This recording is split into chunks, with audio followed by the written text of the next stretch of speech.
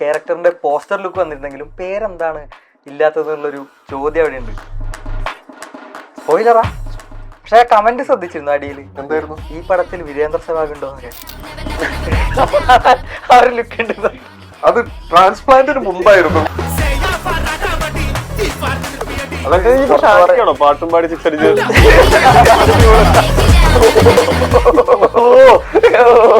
ഭയങ്കര തന്നെ പാട്ടും പാടി അടിക്കുന്ന ആൾ. ഇങ്ങനെ ഇത്ര ചെറുപ്പായി നമ്മളൊക്കെ ഇങ്ങനെ ചെറുപ്പാകാൻ വേണ്ടിട്ട് നോക്കിക്കൊണ്ടിരിക്കുക. പെട്ടെന്ന് സിനിമയിലേക്ക് എത്തുന്ന ചെറുപ്പായി. അത് രണ്ട് ലുക്ക്. ബ്രോ ചെറുപ്പാണല്ലോ, ഇനി എന്തിനാ ശ്രമിക്കുന്നേ? മുടി ഒഴിച്ചിലാണെങ്കിൽ ഒരു പരിഹാരമുണ്ട്. വിഗ്.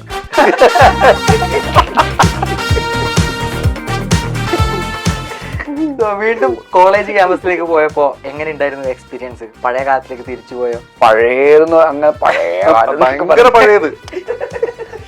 ഷാനിക്കയുടെ മുന്നത്തെ ക്യാരക്ടർ കാമരാജ്, അത് കഴിഞ്ഞിട്ട് വർഷങ്ങൾക്ക് ശേഷം ഈയിടെ ക്യാരക്ടർ മാറിയിട്ടുണ്ട്.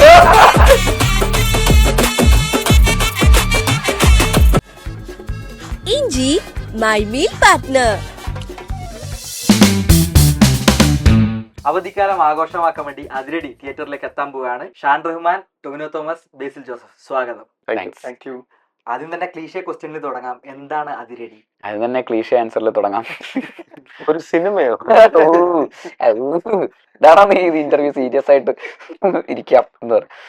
അതിരടി ബേസിക്കലി ഒരു കമേഴ്ഷ്യൽ കോളേജ് ക്യാമ്പസ് സിനിമ എന്ന് പറയുന്ന പോലെ, ലൈക്ക് ഒരു പ്രോപ്പർ കോളേജിന്റെ അറ്റ്മോസ്ഫിയറിൽ നടക്കുന്ന പോലത്തെ ഒരു സിനിമയാണ്. സ്റ്റാർട്ട് ടു എൻഡ് ഒരു 70% സിനിമ, 80% സിനിമ ആക്ച്വലി കോളേജിന്റെ അകത്താണ് നടക്കുന്നത്. അപ്പൊ അതിലകത്ത് ഒരു കോളേജ് ഫെസ്റ്റും അതിന്റെ കളറും ബഹളവും കോൺസേർട്ടും ഈ പറയുന്ന ഷോസ്, ഫാഷൻ ഷോ, അങ്ങനെ ഈ പറയുന്ന ഒരുപാട് കുട്ടികൾ എന്നൊക്കെ പറയുന്ന ഒരു ബഹളം, അതിൻ്റെ ഇടയിൽ ഒരു സെറ്റ് ഓഫ് ലൈക്ക് ആക്ടേഴ്സും അവരുടെ പ്രശ്നങ്ങളും. അതിലേക്ക് സാംബോയ് എന്ന് പറയുന്ന സാംകുട്ടി എന്ന് പറയുന്ന ക്യാരക്ടറാണ് എൻ്റെ ക്യാരക്ടർ. സാംകുട്ടിയും സാംകുട്ടിയുടെ ഗ്യാങ്ങും എഗെയിൻസ്റ്റ് ടോവി ചെയ്യുന്ന ശ്രീകുട്ടൻ വെള്ളയാനി എന്ന് പറയുന്ന ക്യാരക്ടറും അതിൻ്റെ ആ ഗ്യാങ്ങും, അതിൻ്റെ ഇടയിൽ വരുന്ന മറ്റ് ക്യാരക്ടേഴ്സ് വിനീതേട്ടൻ, ഷാനിക്ക, വിഷ്ണു, റിയ, സെറീൻ, അങ്ങനെ ഒരുപാട് സെറ്റ് ഓഫ് കുറേ ആക്ടേഴ്സും എല്ലാവരും കൂടെ വരുന്നു. പിന്നെ കുറേ പുതിയ ആക്ടേഴ്സ് എല്ലാവരും കൂടെ ഉണ്ട്. ഇത്രയും ലൈക്ക് കുറേ പുതിയ ആക്ടേഴ്സ് ഉണ്ട്.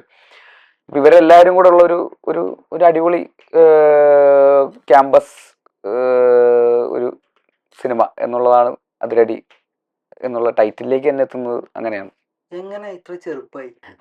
നമ്മളൊക്കെ ഇങ്ങനെ ചെറുപ്പാകാൻ വേണ്ടിട്ട് നോക്കിക്കൊണ്ടിരിക്കുക. പെട്ടെന്ന് സിനിമയിലേക്ക് എത്തുമ്പോൾ ചെറുപ്പായി. അത് രണ്ട് ലുക്ക്.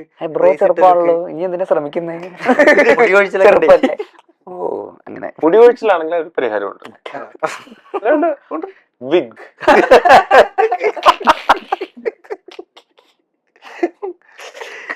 വീണ്ടും കോളേജ് ക്യാമ്പസിലേക്ക് പോയപ്പോ എങ്ങനെ ഉണ്ടായിരുന്നു എക്സ്പീരിയൻസ്? പഴയ കാലത്തിലേക്ക് തിരിച്ചു പോയോ? പഴയതെന്ന് അങ്ങനെ പഴയത്.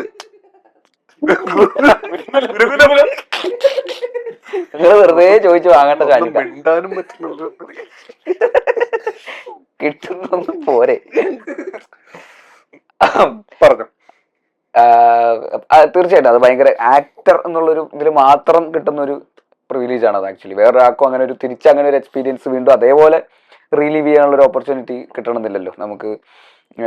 വേറെ ഒരു പ്രൊഫഷനും അത് പറ്റുന്ന ഒരു കാര്യമല്ലല്ലോ. നമ്മൾ കോളേജിൽ നിന്ന് പഠിച്ചിറങ്ങി കുറേ കാലം കഴിഞ്ഞിട്ട് വീണ്ടും തിരിച്ച് കോളേജിലേക്ക് 90 ദിവസത്തെ ഷൂട്ടാണ്. അപ്പോൾ നമ്മൾ 90 ദിവസം അതിന് വേണ്ടിയിട്ട് ലൈക്ക് രാവിലെ ബാഗ് എടുത്തൊരു കോളേജിലേക്ക് ചെന്ന് കയറുന്നു. അവിടെ ചെന്നിട്ട് അവിടുത്തെ ഇതുപോലത്തെ ആ ഏജ് ഗ്രൂപ്പിലുള്ള ഗ്രൂപ്പ് ഓഫ് കൂട്ടുകാർ അത് എന്നൊക്കെ പറയുമ്പോൾ കുറച്ച് കഴിയുമ്പോൾ നമ്മൾ അവരിൽ ഒരാളായിട്ട് മാറും. ഒരു 10 ദിവസം കഴിയുമ്പോഴേക്കും നമ്മൾ അതായി മാറും. ആദ്യത്തെ കോൺഷ്യസ്നെസ് ഒക്കെ അവരുടെ മാറിക്കഴിഞ്ഞ് അവർ കംഫർട്ടബിൾ ആയി കഴിയുമ്പോഴേക്കും പിന്നെ നമ്മൾ അവരൊക്കെ ഒരേപോലെയൊക്കെയുള്ള വൈബിലേക്ക് ആ എനർജി ലെവലിലേക്ക് എത്തുമല്ലോ. നമ്മുടെ ഉള്ളിലും നമുക്ക് ആ ഒരു ഇപ്പോഴും നമ്മൾ എത്ര പ്രായം പഴയുമ്പോൾ നമുക്ക് എല്ലാവർക്കും ഉള്ളിലൊരു കുട്ടി എന്തായാലും ഉണ്ടാവുമല്ലോ. അത് പിന്നെ വീണ്ടും പൊടി തട്ടിയെടുത്തിട്ട് ഇങ്ങനെ വന്നു കഴിഞ്ഞിട്ട് അവർക്കും ആ കോൺഷ്യസ്നെസ് ഒക്കെ മാറി കഴിയുമ്പോൾ അത് ഭയങ്കര രസമുള്ളൊരു എനർജി പോയിന്റിലേക്ക് എത്തും. അപ്പം അങ്ങനെ നമ്മൾ അങ്ങനെ ഭയങ്കര എൻജോയ് ചെയ്ത് ഭയങ്കര എനർജറ്റിക് ആയിട്ട് ലൈക്ക് റീലീവ് ചെയ്ത ഒരു 90 ദിവസമായിരുന്നു ആക്ച്വലി അതിരടിയുടെ ഒരു എക്സ്പീരിയൻസ് എന്ന് പറയുന്നത്. ആ ഒരു ക്യാരക്ടറും ആ ഗ്യാങ്ങും ഫ്രണ്ട്സും അഡ്വഞ്ചേഴ്സും തമാശകളും എന്നൊക്കെ പറയുന്ന പോലെ ചേട്ടന്റെ കോളേജ് ജീവിതത്തിൽ ഒരു ബയോപിക് ആണെന്നൊക്കെ സംസാരമുണ്ട്. ചെറുതായിട്ട് പാർഷ്യലി നോട്ട് കംപ്ലീറ്റ്ലി കുറച്ച് ചെറിയൊരു ഇൻസിഡന്റ് ഉണ്ട്. പക്ഷെ ഡയറക്ടർ അരുണിന്റെയും പോൾസന്റെയും ഒക്കെ കോളേജ് ലൈഫിൽ നിന്നുണ്ടായിട്ടുള്ള എക്സ്പീരിയൻസസും അതിന്റെ മേലെ വേറൊരു ഇൻട്രസ്റ്റിംഗ് ഒരു ഫിക്ഷണൽ ആയിട്ടുള്ള ഒരു ഐഡിയയും കൂടെ ക്ലബ് ചെയ്തിട്ട് വന്നിട്ടുള്ളൊരു സിനിമയാണ് അതിരടി. അതിൽ എൻ്റെ കോളേജിൽ നിന്നുള്ള ഒരു ഇൻസിഡന്റ് ഉണ്ട് ഇതിൻ്റെ അകത്ത്, ഈ പറയുന്ന ഫെസ്റ്റുമായിട്ട് ബന്ധപ്പെട്ടുള്ളത്. പിന്നെ എൻ്റെ കോളേജിൽ ഉണ്ടായിട്ടുള്ള റൊമാൻസിൻ്റെ ചെറിയ ചേരുവകളൊക്കെ ഇതിലേക്കും ഇൻകോപ്പറേറ്റ് ചെയ്തിട്ടുണ്ട്. അതിൻ്റെ ഒരു ചെറിയ ലെയറും ഉണ്ട്. അപ്പം അങ്ങനെ ഒരു മിക്സ് ഓഫ് ആണ്. പക്ഷെ ഡോമിനൻ്റ്ലി അവരുടെ ആ ഒരു ഐഡിയ ആണ് ഇതിൻ്റെ, ആ ഫിക്ഷൻ ഐഡിയ ഉണ്ട്. ആ ഐഡിയ ആണ് ഇതിലേക്ക് എല്ലാം കൂടെ വന്നിട്ട് പിന്നെ അങ്ങനെ കംപ്ലീറ്റ് ബയോപിക് എന്നൊന്നും പറയാൻ പറ്റില്ല. കുറച്ച് ഇൻസിഡൻസ് റിലേറ്റബിൾ ആയിട്ടുള്ള മൊമെന്റ്സ് ഉണ്ടായിട്ടുണ്ട് തീർച്ചയായിട്ടും. ടോവിച്ചേട്ടാ, മിന്നൽ മുരളിയുടെ റൈറ്റർ സംവിധായകനാവുന്നു, സംവിധായകൻ നായകനാവുന്നു, മ്യൂസിക് ഡയറക്ടർ ആക്ടർ ആവുന്നു. ടോവിച്ചേട്ടൻ ഇതിങ്ങനെ നോക്കിക്കാണുമ്പോൾ എന്താണ് ഫീൽ ചെയ്യുന്നത്? ഒരാളെ മിസ് ചെയ്തത് നിങ്ങൾ, പ്രൊഡ്യൂസർ ആവുന്നു, മിന്നൽ മുരളിയുടെ നായകൻ വില്ലനാവുന്നു. അതെ, ഭയങ്കര രസമല്ലേ? നമ്മൾ അങ്ങോട്ടും ഇങ്ങോട്ടും റോൾസ് സ്വിച്ച് ചെയ്യുന്നു. അല്ലെങ്കിൽ സിനിമയോടാണ് നമുക്ക് എല്ലാവർക്കും ഭയങ്കരമായിട്ടുള്ള ഒരു ആഗ്രഹം ഉണ്ടായിട്ട്, അങ്ങനെയാണല്ലോ നമ്മളൊക്കെ തമ്മിൽ പരിചയപ്പെട്ടിരിക്കുന്നതും സിനിമ കാരണം കൊണ്ടാണല്ലോ. അപ്പൊ ഈ സിനിമയുടെ ഭാഗമായിട്ട് നമ്മൾ പരിചയപ്പെട്ട നമ്മള് ഒരു സിനിമയിലെ എന്ത് പരിപാടിയാണെങ്കിലും ചെയ്യുമ്പോൾ അതും അങ്ങനെ റോൾസ് സ്വിച്ച് ചെയ്ത് ചെയ്യുന്ന സമയത്ത് ഒരു കൗതുകവും ഭയങ്കരമായിട്ടുണ്ട്. ഇപ്പൊ എനിക്കെന്ന് വെച്ചാൽ ആസ് ആൻ ആക്ടർ തന്നെയാണ് ചെയ്തുകൊണ്ടിരിക്കുന്നത്. പക്ഷെ അതിനേക്കാളും കൗതുകം ഉണ്ടാവുക ഇവർക്കൊക്കെ ആയിരിക്കും. പക്ഷെ എല്ലാരും കൂടെ ഒരുമിച്ച് ഒരു സിനിമ വീണ്ടും ചെയ്യുന്ന സമയത്ത് നമുക്ക് ഒരു പുതിയ സിനിമയിൽ വന്ന് ജോയിൻ ചെയ്ത പോലെ ഫീൽ ചെയ്യണില്ല. നമ്മളിപ്പോ മിന്നൽ മുരളി ചെയ്തപ്പോൾ അല്ലെങ്കിൽ ഗോദ ചെയ്തപ്പോൾ, മിന്നൽ മുരളി ചെയ്തപ്പോൾ, അത് കഴിഞ്ഞ് നമ്മൾ ഡിഫറെന്റ് ചെയ്തപ്പോഴും നമുക്ക് ഇതുപോലെ അതിനകത്തും സമീറിക്കേണ്ട ഞാനുണ്ട്, ഇവരുണ്ട്. അപ്പൊ നമുക്ക് അതിന്റെ ഒക്കെ ഒരു കണ്ടിന്യൂവേഷൻ പോലെ ഉള്ളൂ. ഭയങ്കര സന്തോഷമാണ്. ഭയങ്കര എല്ലാ ദിവസവും നമ്മൾ ലൊക്കേഷനിൽ എത്തിയിട്ട് നമ്മൾ എന്ത് തരം സീനോ ആയിക്കോട്ടെ ചെയ്യുന്നത്, നമ്മൾ തമ്മിൽ ഇരുന്ന് സംസാരിക്കുന്ന സമയത്ത് നമുക്ക് ഭയങ്കര കുറെ തമാശകളും കുറെ സന്തോഷവും അങ്ങനെയൊക്കെ ആയിട്ട് വൈകുന്നേരം എല്ലാവരും കൂടെ ഷൂട്ട് കഴിഞ്ഞ് തിരിച്ച് പോകുന്നതിന് മുമ്പ് കുറച്ചു നേരം വർത്താനൊക്കെ പറഞ്ഞിരുന്നിട്ട് പോകുന്ന സമയത്ത് ഭയങ്കര സാറ്റിസ്ഫൈഡ് ആയിട്ടാണ് നമ്മൾ പോകുന്നത്. ഓരോ ദിവസവും നമ്മൾ ചെയ്യുന്ന ജോലി അത്രയും ആസ്വദിച്ചും സന്തോഷിച്ചും ചെയ്യാൻ പറ്റുക എന്ന് പറയുന്നത് ഭയങ്കര അടിപൊളി കാര്യമല്ലേ. അതിരടിയിൽ എല്ലാ ദിവസവും അതുണ്ടായിരുന്നു.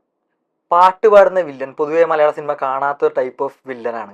ഈ ക്യാരക്ടർ ചെയ്യാൻ പറ്റുന്നുള്ള ഒരു കോൺഫിഡൻസ് എവിടെയാ തോന്നിയത്? എങ്ങനെയാണ് ഇതിലേക്ക് എത്തിയത്? ഇയാളങ്ങനെ ഭയങ്കര കുടുംബികര വില്ലനോ എന്നൊന്നുമില്ല. ഓരോ സാഹചര്യങ്ങളിൽ നിൽക്കുന്ന ഓരോ ആൾക്കാരുടെ അങ്ങനെയാണിത്. അപ്പോ പാട്ട് പാടുന്ന എന്നുള്ളതിനേക്കാൾ ഇത് ഭയങ്കര പാട്ടിനെ സ്നേഹിക്കുന്ന ഒരു വില്ലെന്ന് പറയാം. പാടാൻ ശ്രമിക്കുന്നുണ്ട്, പാടാൻ ശ്രമിക്കുന്ന സ്വരങ്ങളൊക്കെ പാടുന്നുണ്ട്. Struggling singer. പുള്ളി ഒരു കരിയർ ഷിഫ്റ്റിന് ശ്രമിച്ചുകൊണ്ടിരിക്കുന്ന അങ്ങനത്തെ ഒരാളാണ്. ഒരു ഭയങ്കര ഇൻട്രസ്റ്റിംഗ് ആയിട്ടുള്ള ഒരു ക്യാരക്ടറും അത് ചെയ്യാനായിട്ട് ഈ പറഞ്ഞ പോലെ അത്ര ഇത്തിരി ചലഞ്ചിങ് ആണ് ഉറപ്പായിട്ടും. ഒന്നും ഞാൻ അങ്ങനെ ഭയങ്കര ഈ സംഗീതമൊന്നും അങ്ങനെ ഭയങ്കരമായിട്ട് അറിയേണ്ട കാര്യമില്ല. പക്ഷെ അതല്ലാതെ അതിനേക്കാളും വെല്ലുവിളി എനിക്ക് തോന്നുന്നത് ഇതിനകത്ത് ഈ ക്യാരക്ടർ അത്യാവശ്യം കുറച്ച് ലേയേർഡാണ്. അത് നമ്മള് ഇയാള് എന്താ പറയാ സിറ്റുവേഷൻസ് ആണ്. ഇയാളങ്ങനെ ഒരു ഭയങ്കര ഹ്യൂമർ പോലത്തെ ഒരാളല്ല. അയാൾ ഭയങ്കര സീരിയസ് ആണ്. പക്ഷെ അയാൾ സിറ്റുവേഷൻസ് ചിലതൊക്കെ ഹ്യൂമർ ആയിപ്പോയേക്കാം എന്നൊക്കെ ഉണ്ട്. എന്നാൽ ഇയാളുടെ എന്താ പറയാ വേറൊരു ലെയറും ഉണ്ട്. ഇയാൾക്ക് ഇച്ചിരി കോംപ്ലിക്കേറ്റഡ് ആയിട്ടുള്ള ഒരു ലെയറും ഉണ്ട്. അത് പ്ലേ ചെയ്യാനായിട്ട് ഈ പറഞ്ഞ പോലെ ഒരു ഇത്തിരി ചലഞ്ചിങ് ആണ്. അത് ഞാനായിട്ടാണെങ്കിൽ ഇങ്ങനൊരു ക്യാരക്ടർ ഞാൻ തേടി പിടിച്ച് ചെന്ന് അല്ലെങ്കിൽ ഇത് കേട്ട ഉടനെ ഞാൻ ജസ്റ്റ് ഒരു നമുക്ക് യാതൊരു പരിചയമില്ലാത്ത ഒരാൾ വന്നിട്ട്, ഒരു എക്സ്പീരിയൻസ് ഇല്ലാത്ത ഒരാൾ വന്നിട്ട് ഇങ്ങനൊരു ക്യാരക്ടർ ഉണ്ട്, ഇത് ചെയ്യാമോ എന്ന് ചോദിച്ചാൽ ഞാൻ ഒരു 10 വട്ടം ആലോചിക്കും.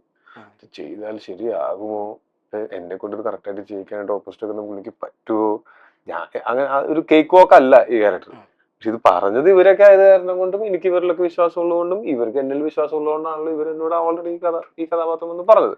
അപ്പൊ അങ്ങനെ ഒരു മ്യൂച്വൽ ട്രസ്റ്റിൽ അങ്ങോട്ട് ചെന്ന് സമർപ്പിച്ച്, ഞാൻ അങ്ങനെ തന്നെ പറഞ്ഞത്, ഞാൻ അങ്ങോട്ട് വരും, സമർപ്പിക്കും, സ്ലാങ്ങോ മറ്റോ അഭിനയോ എന്തോ വേണ്ട എടുത്തോ, എൻ്റെ നിന്ന് എടുത്തോ എന്ന് പറഞ്ഞു. അതുപോലെ തന്നെയായിരുന്നു ചെയ്തത്. ഞാനത് ശരിക്കും അവിടെ ചെന്ന് വളരെ ഡിസിപ്ലിൻഡ് ആയിട്ടായിരുന്നു ഞാൻ ഇത്തവണ അല്ലെ ഈ ഷൂട്ട് ഞാൻ ഭയങ്കര ഡിസിപ്ലിൻഡ് ആയിരുന്നു. കാര്യം വെച്ചാൽ നമുക്ക് സ്ലാങ്ങും കൂടെ അറിയാത്ത കാരണം പഠിച്ച് തലേദിവസമൊക്കെ പഠിച്ച് രാവിലെ വന്നിരുന്ന് പിന്നെ റിവൈസ് ഒക്കെ ചെയ്ത് അങ്ങനെയൊക്കെ ആയിരുന്നു. ഇപ്പൊ മിന്നൽ മുരളിയിലായാലും ഗോദയിലായാലും കുറെ പണിയെടുപ്പിച്ചിട്ടുണ്ടല്ലോ, ഇതില് നന്നായിട്ട് അടി തിരിച്ചു കൊടുത്തു. ഈ പണിയൊക്കെ എന്ന് വെച്ചാൽ ഞാൻ നേരത്തെ പറഞ്ഞ പോലെ സന്തോഷത്തോടെ എടുക്കുന്ന പണിയാണ്. അതെ. ഓവറടിച്ചിട്ട് പണിയെടുക്കുമ്പോഴൊക്കെയാണ് നമുക്കത് ഒരു ബുദ്ധിമുട്ടാവുന്നുള്ളൂ. സന്തോഷത്തോടെ പണിയെടുക്കുന്ന സമയത്ത് നമുക്ക് എന്തും ചെയ്യാം. അതെ. പിന്നെ തിരിച്ചു കിട്ടി കൊടുക്കുന്ന പോലെ ഞങ്ങൾ തമ്മിൽ അങ്ങനെ വലിയ സംഘടന രംഗങ്ങളൊന്നും ഇല്ല. ആ ഉണ്ട്, പക്ഷേ പിറകിൽ ഉണ്ട്, ഉണ്ട്. പക്ഷെ അങ്ങനെ ഇന്റൻസ് അല്ല, കോമഡിയാണ് ബേസിക്കലി. ഷാനിക്കയുടെ മുന്നത്തെ ക്യാരക്ടർ കാമരാജ്, അത് കഴിഞ്ഞിട്ട് ഈ ഒരു വർഷങ്ങൾക്ക് ശേഷം ഈയിടെ ക്യാരക്ടർ മാറിയിട്ടുണ്ട്. അതിനുശേഷം ഈ ഒരു രണ്ടാമത്തെ സിനിമ അഭിനയിക്കുന്നത് എങ്ങനെയുണ്ട്? പുതിയ പ്രൊഫഷൻ, ആക്ടേഴ്സ് ലൈഫ്. എന്താ അത് ഇവിടെ അറിയോ? ഇവിടെ അത് തന്നെ. അല്ല, ഞാൻ ഭയങ്കരമായിട്ട് എൻജോയ് ചെയ്ത കുറെ ദിവസങ്ങളായിരുന്നു. പിന്നെ ഈ പറഞ്ഞ പോലെ കാമരാജ് എന്നൊരു ഭയങ്കര വലിയൊരു ഷിഫ്റ്റ് തന്നെ ആയിരുന്നു ഈ ഒരു ക്യാരക്ടർ എന്ന് പറയുന്നത്. പിന്നെ എന്റെ ഒരു ഭയങ്കര ഒരു എങ്ങനെയുണ്ട് നേരെ ഓപ്പോസിറ്റ്, അതിന്ന് നേരെ ഓപ്പോസിറ്റ്. അപ്പോ ഇഞ്ചി മൈ മീൽ പാർട്ട്ണർ. എന്റെ ഏറ്റവും വലിയ ഒരു ഗുണം ഈ സിനിമയിൽ എനിക്ക് കിട്ടിയതെന്ന് വെച്ചാൽ ചുറ്റുമുള്ളത് ഒക്കെ പരിചയമുള്ള, ഒരുപാട് വർഷങ്ങളായിട്ട് പരിചയമുള്ളതും നമ്മുടെ കൺമുന്നിൽ വെച്ച് ഗ്രോ ചെയ്തതുമായിട്ടുള്ള ആളുകൾ ആയതുകൊണ്ട്, അത്രയും വർഷത്തെ പരിചയവും കാര്യങ്ങളൊക്കെ ഉള്ളത് കൊണ്ട് വളരെ അവരെന്നെയും ഹെൽപ്പ് ചെയ്തു ഒരുപാട് രീതിയിൽ. ഇപ്പോൾ വിനീത് ആണെങ്കിലും ടോബി ആണെങ്കിലും ബേസി ആണെങ്കിലും ഒരു റീടേക്ക് ഒക്കെ പോകുന്ന സമയത്ത് ഒന്നും ആരുടെയും ഈ മുഖം അങ്ങനെ മാറിയിട്ടോ കാര്യങ്ങളോ ഒന്നും ഉണ്ടായിട്ടില്ല. കാരണം എൻ്റെ ഏറ്റവും വലിയ കുഴപ്പമെന്ന് വെച്ച് കഴിഞ്ഞാൽ ചിരി ആയിരുന്നു. ഞാൻ ഒരു സംഭവം വന്ന് ഞാൻ ചിരി വന്നു കഴിഞ്ഞാൽ എനിക്കത് നിർത്താൻ പറ്റില്ല. അപ്പോൾ ആ സമയത്ത് കട്ട് പറയും. അപ്പൊ കട്ട് പറയുമ്പോൾ ഈ ചുറ്റുമുള്ള ആളുകൾ ഇത് അങ്ങനെ ഒരു മൂഡ് വന്നു കഴിഞ്ഞാൽ തന്നെ അതെ ചിരി മായും, നമ്മൾ മുഷിയും ഭയങ്കര. പക്ഷെ അങ്ങനെ ഒന്നും ഉണ്ടായില്ല. ഒരു 2-3 റീടേക്ക് ഒക്കെ പോയപ്പോഴും എല്ലാവരും ആ ഒരു കട്ടക്ക് തന്നെ നിന്നു. അപ്പൊ അതുകൊണ്ട് ഞാൻ ഭയങ്കര കംഫർട്ടബിൾ ആയിരുന്നു. ഇതിലിപ്പോ വിഷ്ണു വിജയ് മ്യൂസിക് ചെയ്യുന്നു, Suhail Koya as a music director. ഇവരുടെ ഒരു പങ്കാളിത്തം എങ്ങനെയാണ് സിനിമയെ എലിവേറ്റ് ചെയ്യുന്നത്? ഉറപ്പായിട്ടും നല്ല രീതിയിൽ തന്നെ. ഇപ്പൊ അവരുടെ ഒരു പാട്ട് ഇപ്പം റിലീസായി. സുഹേൽ എന്ന് പറയുന്നത് എനിക്ക് വളരെ ഇഷ്ടമുള്ളൊരു റൈറ്ററാണ്. പിന്നെ വിഷ്ണു വിജയ് എന്ന് പറയുന്നത് തട്ടത്തിൻ മറയത്തില് ഫ്ലൂട്ട് ഒക്കെ വായിച്ചിട്ടുണ്ട് വിഷ്ണു. അപ്പൊ എല്ലാവരും നമുക്ക് ഒരുപാട് നാളുകളായിട്ട് അറിയാം. അപ്പം അത് ഡെഫിനറ്റ്ലി സിനിമയെ ഒരുപാട് നല്ല രീതിയിൽ എലിവേറ്റ് ചെയ്യുന്ന ഒരു ഭയങ്കരമായിട്ടുള്ള ഒരു കോമ്പിനേഷൻ ആയിരിക്കും ഇവരുടേത്. ഇവരുടെ പേര്, ക്യാരക്ടേഴ്സിന്റെ പേര് നമുക്കറിയാം. ഷാൻ റഹ്മാൻ ക്യാരക്ടറിന്റെ പോസ്റ്റർ ലുക്ക് വന്നിരുന്നെങ്കിലും പേരെന്താണ് ഇല്ലാത്തതെന്നുള്ളൊരു ചോദ്യം അവിടെ ഉണ്ട്. സ്പോയിലറാ, പക്ഷെ കമന്റ് ശ്രദ്ധിച്ചിരുന്നു അടിയിൽ. എന്തായിരുന്നു? ഈ പടത്തിൽ വീരേന്ദ്ര സെവാഗ് ഉണ്ടോ? ആ ഒരു ലുക്ക് ഉണ്ട്. അത് ട്രാൻസ്പ്ലാന്റിന് മുമ്പായിരുന്നു ആ കമന്റുകൾ വന്നത്. ഇപ്പൊ ഇല്ല. അല്ല ഇതില് അതൊക്കെ പാട്ടും പാടി 6 അടിച്ച്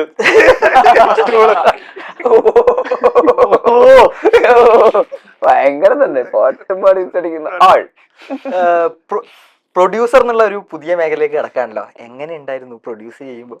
നല്ല പ്രൊഡ്യൂസർ എന്നുള്ള രീതിയിൽ അങ്ങനെ ഭയങ്കര പ്രൊഡ്യൂസർ എന്നുള്ളതൊന്നും അങ്ങനെ ഒരു സ്ട്രെസ് ഒന്നും ഏറ്റെടുത്തിട്ടില്ല. ഞാൻ ശ്രമിച്ചിട്ടില്ല ബേസിക്കലി. ഇതിൽ എക്സിക്യൂട്ട് ചെയ്യാൻ ഇതിന്റെ കോ പ്രൊഡ്യൂസറായിട്ട് സമീർ താഹിർ ഉണ്ടായിരുന്നു. പിന്നെ നല്ലൊരു പ്രൊഡക്ഷൻ ടീം ഉണ്ടായിരുന്നു, എക്സിക്യൂട്ടീവ് പ്രൊഡ്യൂസേഴ്സ് ആയിട്ട്. മറ്റേ നിഖിൽ, വർഷ, ആന്റണി, അമൽ, അവരൊക്കെ അങ്ങനെയുള്ള കുറച്ച് ആൾക്കാർ കുറച്ച് ഇതിനെ കുറച്ചുകൂടെ കേപ്പബിൾ ആയിട്ടുള്ള ഈ നമ്പേഴ്സും മണി മാനേജ്മെന്റും ഷെഡ്യൂളിങ്ങും അതിലൊക്കെ ഇതിന്റെ ചീഫ് സോഹിൽ, ഇവരൊക്കെ തന്നെയാണ് ഇതിന്റെ അങ്ങനത്തെ ഡേ ടു ഡേ കാര്യങ്ങളൊക്കെ മാനേജ് ചെയ്തിരുന്നത്. അങ്ങനെ ഒരു പ്രൊഡക്ഷൻ എന്നുള്ള പോയിന്റ് ഓഫ് വ്യൂ ഇതിലേക്കും അങ്ങനെ ഒട്ടും ഇൻവോൾവ് ആയിട്ടില്ല. Basically cinema as a whole, ഒരു വിഷൻ, അതിലൊക്കെ നമുക്ക് എങ്ങനെ അതുമായിട്ട് ചേർന്ന് നിൽക്കുന്ന തരത്തിലുള്ള ഒരു സിനിമയിലേക്ക് എനിക്ക് എന്തൊക്കെ രീതിയിൽ ആസ് എ പ്രൊഡക്ഷൻ ഹൗസ് എന്നുള്ള രീതിയിൽ കോൺട്രിബ്യൂട്ട് ചെയ്യാന്നുള്ള രീതിയിലാണ് അതിനെ കണ്ടിട്ടുള്ളത്. ഈ സിനിമയ്ക്ക് ഡിമാൻഡ് ചെയ്യുന്ന ഏറ്റവും ബെസ്റ്റ് ഒരു ബജറ്റിൽ, ഒരു സ്വീറ്റ് സ്പോട്ട് ബജറ്റിൽ ഈ സിനിമ ഉണ്ടാക്കുക. ഒരിക്കലും കോംപ്രമൈസ്ഡ് ആവരുത്. ഒരു ചീപ്പ് സിനിമ, ബിക്കോസ് ഫെസ്റ്റും അത് എന്നൊക്കെ പറയുന്ന പോലത്തെ ഒരു സ്കെയിൽ ഡിമാൻഡ് ചെയ്യുന്നു എന്ന് പറയുന്ന പോലത്തെ ഒരു സിനിമയാണ് ബേസിക്കലി. ഒരു പടം തുടങ്ങി ഒരു അരമണിക്കൂർ തൊട്ട് പിന്നെ അങ്ങോട്ട് ഫെസ്റ്റാണ് സിനിമ. അപ്പോൾ അതിൻ്റെ ഇടയിൽ നമ്മൾ പോയി അതിനെ, അപ്പോൾ അത് ഭയങ്കരമായിട്ട് അത് ഡിമാൻഡ് ചെയ്യുന്നുണ്ട്. അപ്പോൾ അതൊരിക്കലും അതൊരു കോംപ്രമൈസ്ഡ് ആവരുത്. എന്നാൽ ഓവറായിട്ട് അമിതമായിട്ട് അനാവശ്യമായിട്ട് ചിലവാക്കുകയും ചെയ്യരുത്. അപ്പൊ അങ്ങനത്തേക്ക് ഒരു സ്പേസിൽ ഈ സിനിമയ്ക്ക് വേണ്ട കൃത്യമായിട്ടുള്ള എല്ലാ ഹെൽപ്പും ചെയ്തു കൊടുക്കുക, ആവശ്യമുള്ള എല്ലാ സാധനങ്ങളും എത്തിച്ചു കൊടുക്കുക. ചിലപ്പോൾ അവരുടെ ഇൻഎക്സ്പീരിയൻസ് കാരണം ചിലപ്പോൾ അനാവശ്യമായിട്ട് ചിലപ്പോൾ സാധനങ്ങൾ ദൂർത്ത് അങ്ങനത്തെ എന്തെങ്കിലും അവർക്ക് തോന്നിയിട്ടുണ്ടെങ്കിൽ അത് കറക്റ്റ് ചെയ്യാൻ വേണോ, അതിന്റെ ആവശ്യമുണ്ടോ എന്നൊക്കെ പറയണ പോലെ അങ്ങനത്തെ ഒരു പോയിന്റ് ഓഫ് വ്യൂ മാത്രമേ ഉള്ളൂ. അല്ലാതെ ഒരു ഭയങ്കര പ്രൊഡക്ഷൻ പ്രൊഡ്യൂസർ എന്നുള്ള രീതിയിൽ ഒരു സ്ട്രെസ്സോ അങ്ങനത്തെ ഒന്നും ഇതിനകത്ത് ഇൻവോൾവ് ആയിട്ടില്ല. അപ്പൊ അതുകൊണ്ട് അതൊരു ഭയങ്കര റെസ്പോൺസിബിലിറ്റി ആയിട്ട് തോന്നിയിട്ടില്ല. പക്ഷെ സിനിമ അങ്ങനെ നമ്മുടെ ഒരു പേരിൽ ഒരു ഇതിൽ പുറത്തേക്ക് ഇറങ്ങുമ്പോൾ ആൾക്കാരുടെ ഒരു എക്സ്പെക്ടേഷൻ ക്യാറ്റർ ചെയ്യുക എന്ന് പറയുന്ന പോലത്തെ ഒരു സിനാരിയോയിൽ നമുക്ക് ആ ഗ്യാരണ്ടി കോംപ്രമൈസ് ചെയ്യാതെ ആൾക്കാരിലേക്ക് എത്താൻ വേണ്ടിയിട്ടുള്ള ഒരു സിനിമ ഉണ്ടാക്കുക എന്നുള്ളത് തീർച്ചയായിട്ടും അതിൻ്റെ കൂടെ നിൽക്കുക എന്നുള്ള രീതിയിൽ, അത് from the start to end നമ്മൾ അതിൻ്റെ കൂടെ നിൽക്കുക എന്നുള്ള രീതിയിൽ അതിൻ്റെ കൂടെ നിന്നിട്ടുണ്ട്. ബാക്കി ബേസിക്കലി അരുണിനെയും പോൾസണെയും ഇതിൻ്റെ ഡയറക്ടറിനെയും അതിൻ്റെ റൈറ്ററിനെയും അവരുടെ ഒരു വിഷനെയും അവരുടെ ഒരു അംബീഷനെയും ഹെൽപ്പ് ചെയ്യുക, സപ്പോർട്ട് ചെയ്യുക എന്നുള്ള രീതി തന്നെയാണ് ഒരു പ്രൊഡ്യൂസർ എന്നുള്ള രീതി ഇതിൻ്റെ അകത്ത് ഇൻവോൾവ് ആയിട്ടുള്ളത്. അല്ലാതെ പ്രൊഡ്യൂസർ എന്നുള്ള രീതിയിൽ ഇൻവോൾവ് ആയിട്ടില്ല. ഇപ്പൊ ബേസ്ഡ് ടീമിൽ തന്നെ ഉണ്ടായിട്ടുള്ള ജിതിൻ ലാൽ വലിയൊരു നല്ല സിനിമ നൽകി, നല്ല ഡയറക്ടറായി നഹാസ് ഇതായത് ഇപ്പൊ അതിലേക്ക് ഇപ്പൊ ഒരാൾ കൂടെ വരുന്നു. സോ മനു ഉണ്ട്, പടക്കളം മനു. അപ്പൊ ഹൗ പ്രൗഡ് ആർ യു? അന്നമാസ് ശിവപ്രസാദ്. അല്ല, അത് ഭയങ്കര സന്തോഷമുള്ള കാര്യമാണല്ലോ. നമ്മുടെ കൂടെ വർക്ക് ചെയ്തിട്ടുള്ള ആളുകൾ ഓരോ സിനിമ അവരവരുടേതായിട്ടുള്ള രീതിയിൽ സക്സസ്ഫുൾ ആയിട്ട് ഓരോ സിനിമകൾ ചെയ്യുന്നു എന്ന് പറയുന്നത് ഭയങ്കര സന്തോഷമുള്ള കാര്യമാണല്ലോ. ഇപ്പോൾ ഞാനും അങ്ങനെ വന്നിട്ടുള്ള ഒരാളാണ്. അപ്പോൾ എനിക്കും അവരെന്താണ് അവരുടെ ഒരു പോയിന്റ് ഓഫ് വ്യൂ നമുക്കറിയാമല്ലോ. നമുക്ക് ഒരു സിനിമ ചെയ്യാൻ വേണ്ടിയിട്ടാണല്ലോ ബേസിക്കലി വരുന്നത്. അപ്പോൾ അതിൽ നിന്ന് അടുത്ത ലെവലിലേക്ക് എത്തുക എന്ന് പറയുന്നത് എല്ലാവർക്കും ഒരു ഡ്രീം ആണല്ലോ. അപ്പോൾ വിനീതേട്ടൻ ഞാൻ ഡയറക്ടറായപ്പോൾ ഭയങ്കരമായിട്ട് അതിനെ എംബ്രേസ് ചെയ്യുകയും അതിനെ സെലിബ്രേറ്റ് ചെയ്യുകയൊക്കെ ചെയ്തിട്ടുള്ള ഒരാളാണ്. ഇപ്പോഴും അതിൻ്റെ അകത്ത് എപ്പോഴും ഭയങ്കര പ്രൗഡായിട്ട്, ഇപ്പോൾ പ്രൊഡ്യൂസർ ആയപ്പോൾ പോലും വിനീതേട്ടൻ അതിൻ്റെ അകത്ത് ഭയങ്കര ഇമോഷണലായിട്ട് അതിനെ കണ്ടിട്ടുള്ള ഒരാളാണ്. അപ്പോൾ അവിടെ നിന്ന് ആ ഒരു സ്കൂളിൽ നിന്നാണ് ഞാൻ വരുന്നത്. അപ്പോൾ തീർച്ചയായിട്ടും ഇത് രണ്ട് പോയിന്റ് ഓഫ് വ്യൂവും എനിക്ക് അറിയാവുന്നതുകൊണ്ട് തീർച്ചയായിട്ടും ഇവരുടെ ഒക്കെ സക്സസ് നമുക്ക് ഭയങ്കരമായിട്ട് സന്തോഷം ഉണ്ടാകുന്ന കാര്യം തന്നെയാണ്. അതിലൊരു സംശയമില്ല. അത് ഭയങ്കര ഫ്രം ദ ഹാർട്ട് നമ്മൾ ഒരു സിനിമ ചെയ്യുന്നു, ആ സിനിമ അവർ സക്സസ്ഫുൾ ആക്കുന്നു. അപ്പോൾ ഇതിൻ്റെ അകത്ത് അരുൺ അതിലേക്ക് നമ്മുടെ കൂടെ ഒരുമിച്ച് വർക്ക് ചെയ്തിട്ടുള്ള ഒരാളാണ്. അപ്പോൾ അരുണിനും ഇതൊരു ഫസ്റ്റ് സിനിമ എന്നുള്ള രീതിയിൽ അങ്ങനെ ഒരു സിനിമ സംഭവിക്കുമ്പോൾ തീർച്ചയായിട്ടും നമ്മൾ എല്ലാവരും വളരുകയാണല്ലോ, എല്ലാവരും കോൺട്രിബ്യൂട്ട് ചെയ്യുകയാണല്ലോ. അപ്പോൾ ഗിവിങ് ബാക്ക് എന്ന് പറയുന്ന പോലത്തെ ഒരു സിനാരിയും കൂടെ ഉണ്ടല്ലോ. അങ്ങനത്തെ ഒരു പോയിന്റ് ഓഫ് വ്യൂവിൽ ഭയങ്കര വെരി ഗ്രേറ്റ്ഫുൾ, വെരി ഹാപ്പി ഒക്കെ തന്നെയാണ്. ഇവിടെ ഇപ്പോൾ കൂടിയില്ലാത്ത വിനീത് ശ്രീനിവാസൻ, റിയ ഷിബു, അങ്ങനെ കുറേ ആൾക്കാരുണ്ട്. ഇവരെ പറ്റി ഒന്ന്, ഇവരുടെ ക്യാരക്ടേഴ്സിനെ പറ്റി ഒന്ന്, എങ്ങനെയാണ് സിനിമയിൽ അവർ പറഞ്ഞു കഴിഞ്ഞാൽ പിന്നെയും അത് സ്പോയിലറാവും. വിനീതേട്ടൻ ഭയങ്കര ഇൻട്രസ്റ്റിംഗ് ആയിട്ടുള്ള ഒരു ക്യാരക്ടറാണ് ഈ സിനിമയിൽ. ഈ സിനിമയ്ക്ക് ഭയങ്കര ആവശ്യമുള്ള ഒരു ക്യാരക്ടറാണ്. അപ്പോൾ അത് റിയ ഷിബു ആയാലും റിയയും റിയയുടെ ക്യാരക്ടർ ഡെലൂലു എന്നുള്ള ഒരു പോയിന്റ് ഓഫ് വ്യൂ നല്ല നമ്മൾ ഈ സിനിമയിലേക്ക് എത്തുന്നത്. റിയ സിനിമയിലേക്ക് കാസ്റ്റ് ചെയ്യപ്പെടുമ്പോൾ സർവ്വമായൊന്നും ഇറങ്ങിയിട്ടില്ല.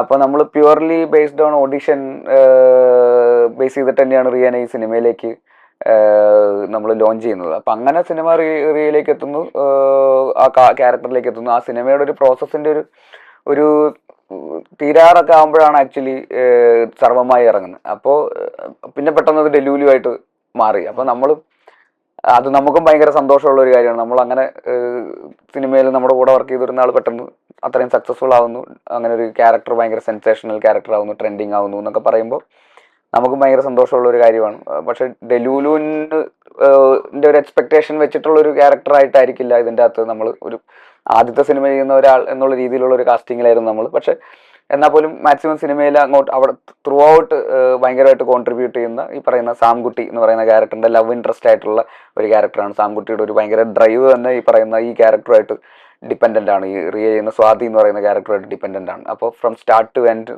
ലാസ്റ്റ് ഭയങ്കര സിനിമയുടെ ക്ലൈമാക്സ് ഒക്കെ ഭയങ്കര ഒറ്റയ്ക്ക് ഹാൻഡിൽ ചെയ്യുന്നു എന്ന് പറയുന്ന പോലത്തെ ഒരു സ്ഥലത്തേക്കൊക്കെ സിനിമ റിയയുടെ ക്യാരക്ടർ, സ്വാതിൻ്റെ ക്യാരക്ടർ ഭയങ്കര ഇൻവോൾവ് ആവുന്നു എന്നൊക്കെ പറയുന്ന പോലത്തെ ഒരു സിനാരിയൊക്കെ ഉണ്ട്. അപ്പോൾ ഭയങ്കര രസമായിട്ട് അത് ചെയ്തിട്ടുമുണ്ട്. അങ്ങനെ ഒരു ഡെലുവിൻ്റെ എക്സ്റ്റൻഷൻ അല്ല, വേറെ തന്നെ ഒരു ക്യാരക്ടറായിട്ട് തന്നെ അത് പുൾ ഓഫ് ചെയ്തിട്ടുണ്ട്. സോ പിന്നെ വേറെ ഒരുപാട് ആക്ടേഴ്സ് ഉണ്ട്. വിഷ്ണു അഗസ്ത്യ ഇതുവരെ ചെയ്തിട്ടില്ലാത്ത ടൈപ്പ് ഓഫ് ഒരു ക്യാരക്ടർ ചെയ്തേക്കുന്നത്. വിഷ്ണു അഗസ്ത്യ നമ്മൾ സ്ഥിരമായിട്ട് എപ്പോഴെങ്കിലും ആരെങ്കിലും കൊല്ലാനോ പിടിക്കാനോ ഇടിക്കാനോ ഒക്കെ മാത്രം നമ്മൾ കാസ്റ്റ് ചെയ്യപ്പെടുന്ന ഒരാളാണ് വിഷ്ണു.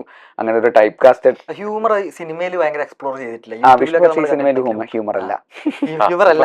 പക്ഷെ എനിക്ക് ഈ സിനിമയിൽ ഞാൻ കണ്ടതിൽ എനിക്ക് ഏറ്റവും ഇഷ്ടപ്പെട്ട സീനുകളിലൊന്ന് ഇവർ രണ്ടുപേരും കൂടിയിട്ടുള്ളൊരു സീനുണ്ട്. അത് ഇവരുടെ പെർഫോമൻസ് കൊണ്ട് തന്നെയാണ് എനിക്കത് ഏറ്റവും ഇഷ്ടപ്പെട്ടത്. അങ്ങനത്തെ അത് വിഷ്ണു അഗസ്ത്യ, പിന്നെ അതല്ലാണ്ട് നമ്മുടെ boys gang, Samkutty gang, 2 gang ഉണ്ട്. ഇവരുടെ ഗ്യാങ് ഉണ്ട്, ഞങ്ങളുടെ ഗ്യാങ് ഉണ്ട്. അതും രണ്ട് രണ്ട് കോൺട്രാസ്റ്റ് ആണ് ഈ രണ്ട് ഗാങ്സ് എന്ന് പറയുന്നത്. ഇപ്പം സാംകുട്ടിയുടെ ഗാങ് എന്ന് പറയുന്നത് ഒരു കോൺട്രാസ്റ്റ് ആണ്. ഇതൊരു ഗായക സംഘം. ഈ സംഘം എന്ന് പറയുന്നത് വേറൊരു ഒരു ഒരു ഗാങ്. ഇതല്ലാതെ ഈ കോളേജിലെ ഇവർക്ക് ഒരു എതിർ സംഘം വേറെ ഉണ്ട്. അതെ, അത് പറയുന്ന ഷർഷാ ഷെരീഫ്, അബ്ദുൽ സിംഗ്, ആരോമൽ എന്നൊക്കെ പറയുന്ന കുറെ ഭയങ്കര ഇൻട്രസ്റ്റിംഗ് ആയിട്ടുള്ള ആരോമൽ ദേവരാജ്, അങ്ങനെ കുറെ നല്ല ഇൻട്രസ്റ്റിംഗ്. പിന്നെ എന്റെ ഭയങ്കര ബെസ്റ്റ് ഫ്രണ്ട് ആയിട്ട് പറയുന്നത് ഷെൽവിൻ എന്ന് പറയുന്നത്, ഈ ഇൻസ്റ്റയിൽ ഇൻഫ്ലുവൻസർ റീലുകളൊക്കെ ചെയ്യുന്ന ഒരാളാണ്. ഷെൽവിൻ ഉണ്ട്, ഈ പറഞ്ഞ യദു, സൂര്യനാരായണൻ, ഹരിഹരൻ, ശിവം ഗുപ്ത എന്ന് പറഞ്ഞിട്ടുള്ളൊരു ഒരു കാശ്മീരുകാരനുണ്ട്. അങ്ങനെ നിരുപമ, റിയയുടെ ഫ്രണ്ടായിട്ട് അഭിനയിക്കുന്ന നിരുപമ, അങ്ങനെ സെറിൻ ഷിഹാബ് ഉണ്ട്. പിന്നെ ക്യാമറാമാൻ സുഗുചേട്ടൻ, പി സുകുമാർ, അദ്ദേഹം ഇതിന്റെ അകത്ത് എന്റെ എല്ലാവരുടെയും പെർഫോമൻസസ് ഭയങ്കര. ജിയോ ബേബി, ജിയോ ചേട്ടന്റെ അടിപൊളിയായിരുന്നു. ആക്ച്വലി ഞാൻ അതിരടിയുടെ സ്റ്റുഡിയോയിൽ നടക്കുന്ന സെറ്റിൽ ഞാൻ നുഴഞ്ഞു കയറിയിട്ട് അവിടുന്ന് ബിരിയാണി കഴിച്ചിട്ടുണ്ട്. എന്നിട്ട് ജിയോ ചേട്ടനെ കണ്ട് ഞാൻ ഫോളോ ഒക്കെ ചെയ്യിപ്പിച്ചിട്ടാണ് ഞാൻ പോയത് എന്റെ ഇൻസ്റ്റാഗ്രാം, ഗൂഗിൾ പേ. അത് നമുക്ക് അൺഫോളോ ചെയ്യിക്കാം, അത് കുഴപ്പമില്ല. ഇതിന്റെ സാധനം ഗൂഗിൾ പേ ചെയ്ത് അതിന്റെ നന്ദി ഞാൻ ഇപ്പൊ കാണിക്കുന്നതേ ഉണ്ട്, ബിരിയാണിയുടെ നന്ദി. ഇത് ഇന്റർവ്യൂ എടുക്കുന്നത് വീണ്ടും ഞങ്ങൾക്ക് കാശ് ഇങ്ങോട്ട് തരണം. നമുക്കപ്പോ വൈൻഡപ്പ് ചെയ്യാൻ സമയമായി സിഗ്നൽ കാണിക്കുന്നുണ്ട്. അപ്പോ ഉറപ്പായിട്ടും മെയ് 14 എല്ലാവരും തിയേറ്ററിലേക്ക് പോയി അതിരടി കാണുക. എല്ലാ വിജയാശംസകളും നേരുന്നു. Thank you.